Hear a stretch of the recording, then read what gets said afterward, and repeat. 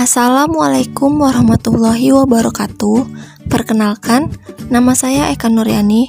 Saya mahasiswi dari Universitas Islam Negeri Sumatera Utara, Fakultas Sains dan Teknologi, jurusan Biologi, kelompok KKNDR 55. Dalam video ini, saya membahas tentang virus. Wow, sebenarnya virus itu apa sih? Kok sekarang lagi rame tentang virus corona ya? Nah, penasaran kan?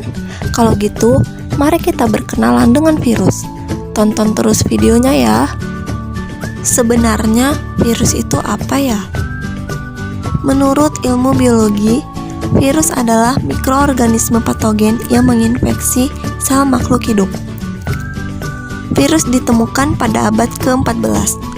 Beratus-ratus tahun kemudian, peneliti terus meneliti tentang virus ini, sehingga pada tahun 1935, peneliti berasal Amerika yaitu Wendell Stanley, orang pertama yang dapat melihat bentuk virus, dan ia juga dijuluki sebagai penemu virus. Ia menemukan virus pada tanaman tembakau. Virus juga diyakini sebagai salah satu penyebab penyakit menular di dunia. Setelah Stanley menemukan virus, banyak peneliti-peneliti yang tertarik meneliti tentang virus. Bahkan, virus ini memiliki cabang ilmu sendiri, yaitu virologi. Virologi merupakan ilmu yang mempelajari tentang virus. Virus itu sebenarnya tidak bisa dikatakan sebagai makhluk hidup, karena dia tidak mempunyai ciri-ciri makhluk hidup. Contohnya, dia tidak mempunyai sel, tidak bermetabolisme, dan tidak tumbuh dan berkembang. Virus cuma punya DNA dan RNA saja, yang membuat dia bisa mereplikasi diri atau memperbanyak diri. Walaupun punya DNA dan RNA, virus tidak bisa mereplikasi dirinya sendiri. Dia membutuhkan sel yang hidup. Makanya, virus itu selalu menempel dan tinggal di dalam tubuh makhluk hidup, seperti hewan, tumbuhan, dan manusia. Artinya, virus selalu jadi parasit di dalam tubuh inangnya. Inilah yang menyebabkan inangnya jadi sakit jika virus itu menempel. Kalau virus tidak di dalam tubuh makhluk hidup, virus ini hanya seperti kumpulan-kumpulan molekul saja. Di alam ini, unit terkecil dari makhluk hidup adalah sel. Tapi, virus itu tidak berasal dari sel. Mereka mempunyai ukuran yang jauh lebih kecil dari sel, dan bentuknya pun beragam. Kalau lagi nggak di dalam makhluk hidup, virus berbentuk partikel. Partikel ini terdiri dari 3 lapisan yang berbeda. Ada bahan genetik, DNA atau RNA, dilapisi paling dalam yang dilapisi oleh lapisan protein dan lapisan lipid atau lemak. Nah, kalau coronavirus yang lagi ramai ini termasuk virus RNA. Artinya, dia terbentuk dari bahan dasar RNA saja. Sesuai namanya, coronavirus berasal dari bahasa Latin yang artinya crown atau mahkota. Jadi, bentuknya itu seperti balon yang dipenuhi oleh spike-spike seperti mahkota. Spike-spike ini digunakan untuk menempel dan menyerang inangnya. Spike-spike ini disusun oleh glikoprotein. Nah, disinilah kelemahan virus-virus ini.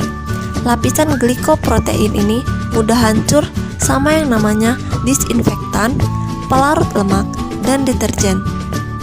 Walaupun virus ini bisa menyebar dengan cepat, kita juga bisa mengurangi jumlah dengan ketiga bahan tersebut.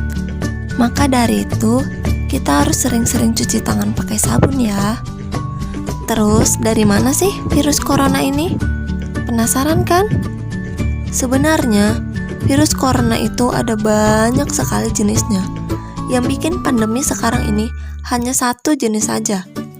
Virus corona banyak ditemui di hewan, tapi virus yang menginfeksi hewan bisa juga menular ke manusia.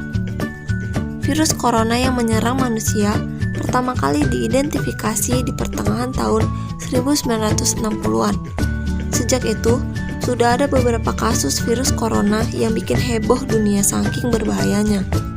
Contohnya tahun 2003 ada virus SARS-CoV, yaitu jenis coronavirus yang ditulari sama musang ke manusia.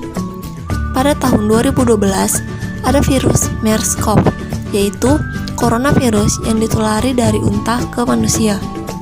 Sementara virus corona yang ditemui di Wuhan, Cina, kabarnya ditulari sama ular atau kelelawar melalui hewan pangolit. Jadi, jenis coronavirus inilah yang dinamakan SARS-CoV-2 alias Severe Acute Respiratory Syndrome Coronavirus 2. Dinamai begitu karena virusnya menyebabkan gangguan pada sistem pernapasan dan penyakitnya dinamakan COVID-19. Gejala COVID-19 yang paling umum yaitu demam, batuk kering, rasa lelah, kadang sebagian ngerasain rasa nyeri, hidung tersumbat, pilek, sakit tenggorokan, atau diare. Gejala ini muncul secara bertahap. Beberapa bulan yang lalu, sebelum ditemukannya vaksin, virus ini menyebar dengan sangat cepat. Nah, apa sih gunanya vaksin ini? Sebenarnya, vaksin itu gunanya buat mencegah orang yang sehat dari serangan virus. Kalau yang nyembuhin tubuh pas terserang virus itu sistem imun di tubuh kita. Sistem imun tugasnya melawan patogen-patogen seperti virus. Kalau seseorang terinfeksi virus, alias virusnya masuk ke dalam tubuhnya, maka terjadilah semacam perang di dalam tubuh. Sel-sel leukosit atau sel darah putih yang tugasnya melawan patogen-patogen akan berusaha membunuh virus ini dari tubuh kita. Kalau virus ini datang lagi, sistem imun di tubuh kita akan menghasilkan antibodi. Jadi, kita bisa kebal dari virus. Sedangkan kalau vaksin, itu imunitas buatan. Jadi, kalau kita menggunakan vaksin itu untuk virus SARS-CoV-2, tubuh kita bisa langsung membentuk antibodi yang ngelawan virus tersebut tanpa harus ngerasain sakitnya dahulu. Nah, tadi saya menyinggung tentang sistem imun. Di sini, saya akan memberi beberapa tips cara menjaga sistem imun dalam tubuh kita untuk melawan virus. Yang pertama, tidur yang cukup. Yang kedua, mengkonsumsi makanan sehat dan bernutrisi. Yang ketiga, olahraga di rumah. Yang keempat, kendalikan stres. Yang kelima, kurangi merokok.